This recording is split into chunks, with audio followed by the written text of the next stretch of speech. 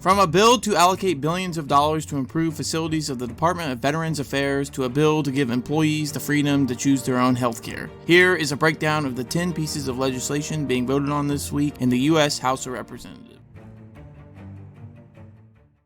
The Fiscal Year 2023 Veterans Affairs Major Medical Facility Authorization Act authorizes major medical facility projects for the Department of Veterans Affairs for fiscal year 2023 and for other purposes. The bill authorizes $3.7 billion to fund various projects for the VA all around the United States to hopefully bring better care to veterans and their communities. The bill authorizes $1 billion for a new healthcare center in Louisville, Kentucky, and $700 million for a new healthcare center in El Paso, Texas. The bill also authorizes $88 million for seismic upgrades and specialty care improvements in Fort Harrison, Montana, while also authorizing $523 million for seismic retrofit and renovation, roadway and site improvements, construction of a new specialty care facility, and the expansion of the parking lot in Portland, Oregon. $490 million is allocated to the realignment and closure of the campus in Livermore, California. The construction of a community living center, renovation of a domiciliary and an outpatient facilities in Canandaigua, New York, is allocated $506 million,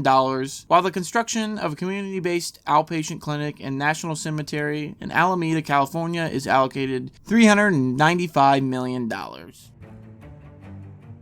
The Veteran Entrepreneurship Training Act of 2023 aims to amend the Small Business Act to codify the Boots to Business program and for other purposes. According to the bill, the program would begin on September 30th, 2028, and the goal of the act is to provide assistant and in-depth training to covered individuals interested in business ownership and provide covered individuals with the tools, skills, and knowledge necessary to identify a business opportunity, draft a business plan, identify sources of capital, and connect with local resources for small business concerns. The Boots to Business program may include an online self-study course focused on the basic skills of entrepreneurship, the language of business, and the considerations involved in self-employment and ownership of a small business concern, and an in-person classroom instruction component providing an introduction to the foundations of self-employment and ownership of a small business concern, and much, much more. To read the full text of this bill, click the link in the description below.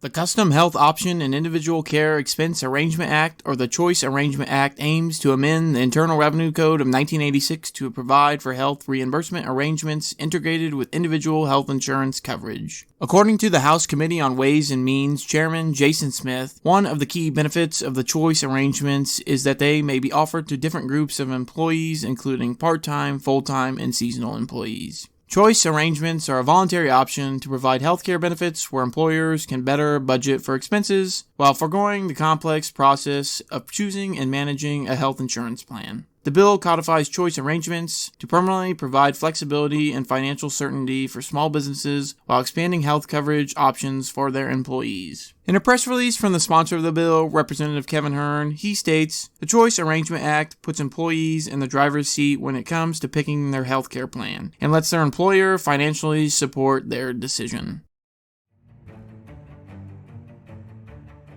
House Bill 3672 looks to rename the Department of Veterans Affairs in Indian River, Michigan as the Private First Class Justin T. Paton Department of Veterans Affairs Clinic. Private First Class Justin Paton was killed in action by enemy fire on February 17, 2007 while serving during Operation Iraqi Freedom.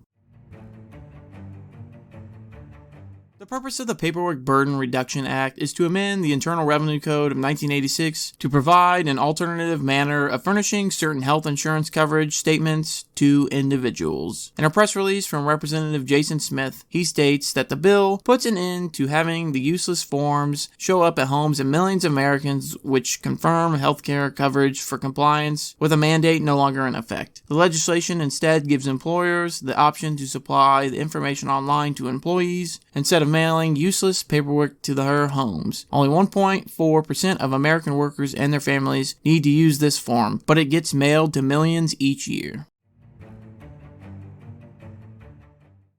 United States-Taiwan Initiative on 21st Century Trade First Agreement Implementation Act looks to improve and implement the agreement between the American Institute in Taiwan and the Taipei Economic and Cultural Representative Office in the United States regarding trade between the United States of America and Taiwan and for other purposes. The other purposes of this act are to 1. Strengthen and develop economic relations between the United States and Taiwan for our mutual benefit. 2. To lay out the foundation for further cooperation to expand and enhance the benefits of the agreement. And 3. To establish transparency and consultation requirements with respect to further agreements. Congressional approval of the United States-Taiwan Initiative on 21st Century Trade First Agreement will ensure that the agreement and the trade relationship between the United States and Taiwan more broadly will be durable. A durable trade agreement will foster sustainable economic growth and give workers, consumers, businesses, farmers, ranchers, and other stakeholders assurance that commercial ties between the United States and Taiwan will be long-lasting and reliable.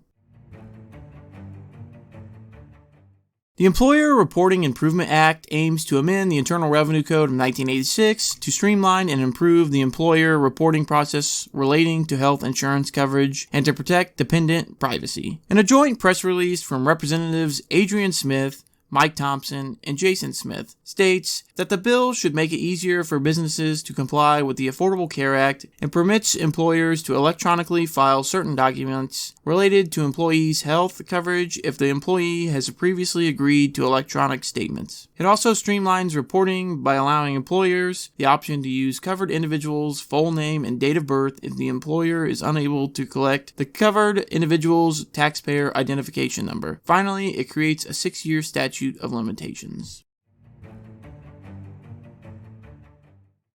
The other bills being voted on this week are the Middle Class Borrower Protection Act of 2023, which is a bill to cancel recent changes made by the Federal Housing Finance Agency to the upfront loan level pricing adjustments charged by Fannie Mae and Freddie Mac for guarantee of single-family mortgages and for other purposes. Also, a House resolution condemning the use of elementary and secondary school facilities to provide shelter for aliens who are not permitted in the United States, and a House joint resolution providing for congressional disapproval under Chapter 8 of Title 5 United States Code of the rules submitted by the Department of Education related to waivers and modifications of federal student loans. The bills passed last week were the resolutions calling on the government of Russia to release Paul Whelan and Evan Gershkovich, the Special Envoy for the Abraham Accords Act, Block Grant Assistance Act of 2023, the congressional disapproval of the ATF rule dealing with stabilizing braces, the RAINS Act of 2023, the Separations of Powers Restoration Act of 2023, the Gas Stove Protection and Freedom Act, and the Save Our Gas Stoves Act. The Cadets Act was already passed into the Senate, so now it heads to President Biden's desk to be signed into law. A breakdown of these bills can be found here or by clicking the link in the description below. The House of Representatives is not scheduled to be in session for the next 2 weeks, but will be back the second week of July. Make sure you subscribe, like, and share this video with a friend so you both stay better informed about your government and don't miss out on any bills being voted on in the U.S. House of Representatives.